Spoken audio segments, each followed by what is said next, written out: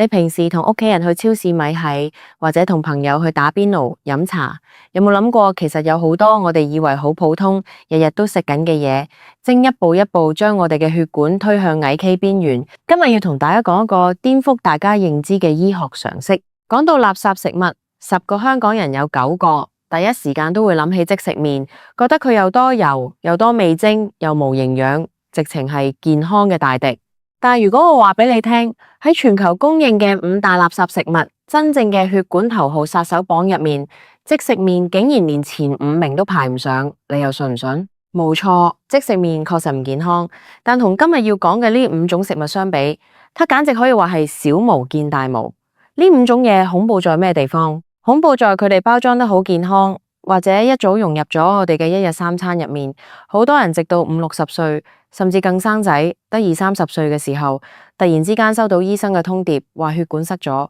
血壓爆表，先至後知後覺。今日我就同大家逐一拆解呢5個隱形嘅血管兇手，睇下你同你嘅家人係咪日日都中緊招。我哋先嚟講排第5位嘅嘢。呢樣嘢我諗大把香港人朝早或者下晝3、4點3嘅時候都會飲一杯，冇錯，就係台式珍奶或者我哋茶餐廳嘅港式西冷奶茶、植物奶精嘢飲。好多人覺得我都冇食肥膩嘢，只係飲杯嘢啫，點會有事啊？甚至有啲後生仔女20零歲將奶茶當水咁飲。你知唔知呢啲奶茶入面最毒嘅成分係咩？唔係茶葉，亦都唔係普通嘅鮮奶，而係俗稱奶精嘅植物脂末。呢種植物脂末喺製造嘅過程當中會產生大量嘅反式脂肪酸。科學界同醫學界一早就已經證實咗，反式脂肪酸係人類血管嘅超級黑星。我哋身體本身係好難代謝呢種人工脂肪嘅。你飲一杯落肚，它就會好似強力膠水咁黏附喺你嘅血管壁上面。隨住日子一日一日咁過去，你到咗30幾歲、40幾歲，呢啲反式脂肪就會喺你嘅冠狀動脈裏面堆積，形成動脈粥樣硬化。結果係點？就係高血壓、心臟病，甚至引發急性心肌梗塞。好多人同醫生講，我平時好清淡，點解我30幾歲就有心血管病啊？一問之下，原來佢每日都要飲2杯奶茶。呢種慢性毒素真係喺你不知不覺之間將你嘅血管慢慢塞死。跟住落嚟第4位，呢個直情係香港人嘅生命之源。無論係去茶餐廳食個常餐，定係夜晚返屋企煮個麵，都總會見到佢嘅身影。加工肉類，即係我哋成日食嘅餐肉，紅腸、香腸，仲有打邊爐必備嘅各式肉丸。好多家長好鍾意喺朝早煎2片餐肉，一條香腸俾小朋友做早餐，覺得咁樣有肉食有營養。但係世界衛生組織一早就已經將呢類加工肉類列為1級致癌物，同香煙、石棉係同一個級別。點解加工肉會變成血管殺手？因為呢類食物喺製作嘅時候，為了要保持鮮紅嘅肉色同延長保質期，必須要加入大量嘅亞硝酸鹽同防腐劑。亞硝酸鹽進入人體之後，會轉化成亞硝胺，呢種物質唔單止強烈致癌，仲會直接破壞我哋血管內皮細胞嘅完整性。當你條血管嘅內壁受損，血液入面嘅膽固醇同脂肪就更容易沉積喺傷口度，形成血栓。再加上加工肉類嘅鈉含量高得驚人，你食2塊餐肉，其實已經超過咗一個人全日應該攝取鹽分嘅大半。高鈉會令到身體鎖住水分，血液容量增加，血壓自然急升。長期食呢啲嘢，你等於天天喺度用高壓水槍衝擊緊自己脆弱嘅血管。等到40、50歲嘅時候，血管老化程度可能已經好似70、80歲嘅長者咁。你話驚唔驚？再嚟到第3位。呢種食物真係欺騙咗全港市民好多個年代，好多注重養生嘅阿媽或者想減肥嘅女士，去到超市都一定會買，以為佢好健康。答案就係罐頭水果，係咪好意外？大家心諗，罐頭水果都係新鮮水果做嘅，有維他命又無油，點會係垃圾食物啊？呢個諗法真係大錯特錯。水果本來係好嘢，但一旦變成罐頭，它就完全變咗質。首先，新鮮水果喺高溫加工同高壓封裝嘅過程當中，裏面最珍貴嘅維他命 C 同各種抗氧化成分其實已經被破壞得七七八八，剩下嘅基本上得反纖維同果糖。最致命嘅係，為了等呢啲水果食落去口感酸甜，保存得耐，製造商會加入大量嘅高果糖玉米糖漿。呢種人工糖分同我哋平時食嘅飯面唔同，它唔需要經過身體嘅能量轉化，係直接由我哋嘅肝臟進行代謝嘅。當你一次過吸收咁多高濃度嘅果糖，肝臟一時間處理唔到，就會直接將佢哋轉化成三酸甘油脂，即係脂肪。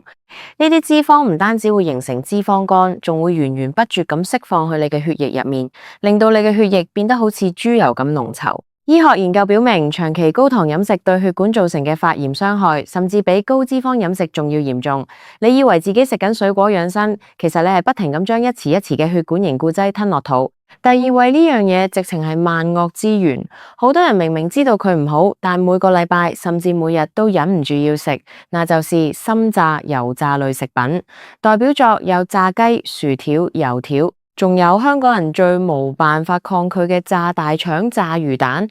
點解油炸食物排到咁高？因為油炸嘅過程係一個極致嘅化學破壞過程。當食油被加熱到攝氏180度或者200度以上，特別係好多食肆為咗慳成本，嗰鑊油係重重複複咁炸，幾日都唔換嘅萬年油。呢啲高溫油會發生劇烈嘅氧化同裂解，產生一種叫丙烯酰胺嘅致癌物，同埋大量嘅過氧化脂質。當你食呢啲金黃香脆嘅炸雞入肚，呢啲過氧化脂質就會直接攻擊你血管壁嘅細胞。而且油炸食物嘅熱量極高，飽和脂肪酸爆表，它會直接推高你身體入面嘅低密度脂蛋白膽固醇，即係我哋俗稱嘅壞膽固醇。呢啲壞膽固醇一旦被高溫油產生嘅自由基氧化，就會變成一種好似垃圾一樣嘅物質，沉澱喺你嘅血管壁入面，形成硬化斑塊。想象一下，你原本一條好通順、好有彈性嘅血管，因為長期食炸物，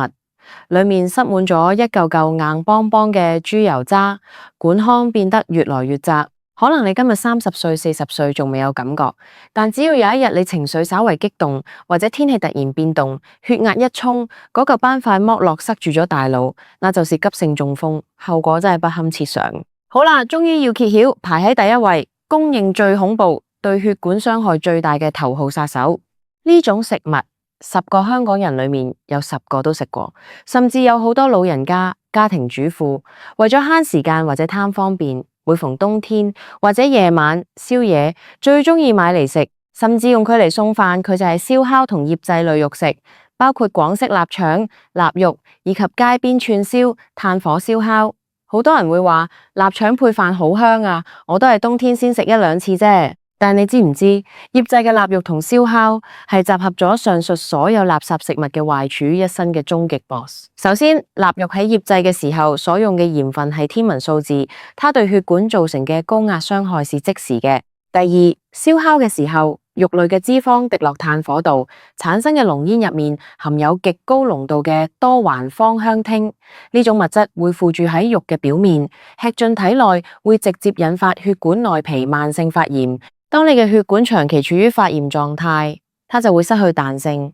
變得越來越脆。一旦血管變脆變硬，再加上高血壓，血管就隨時有機會好似吹大咗嘅氣球咁，喺你大腦或者心臟入面爆裂。好多人到咗50幾歲突然腦出血，其實往往同佢哋長年累月嘅飲食習慣息息相關。講到呢度，大家可能明白咗點解即食麵排唔上榜呢？因為即食麵雖然鈉含量高，缺乏營養，但它一般唔會含有好似萬年油產生嘅大量過氧化脂質，亦都唔像加工肉類、奶精咁含有咁高濃度嘅1級致癌物同反式脂肪酸。換句話說，即食麵只係一個無乜營養嘅跟班，而上述呢5種食物先至係真正想要你條命嘅冷麵殺手。好多人覺得人生苦短，如果呢樣唔食得，嗰樣唔食得，活到80歲都冇意思啦。其實注重健康唔代表要過苦行僧嘅生活，醫學界提出嘅建議從來都唔係叫你一世都唔好掂呢啲食物，而係要明白